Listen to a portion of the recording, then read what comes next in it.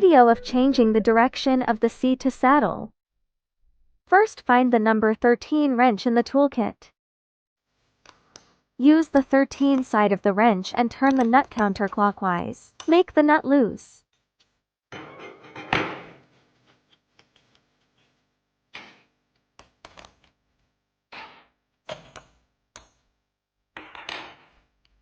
Then change the direction. Continue to operate according to the video.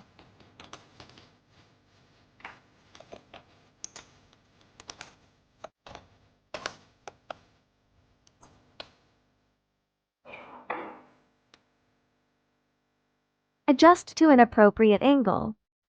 Turn the nut clockwise to tighten it.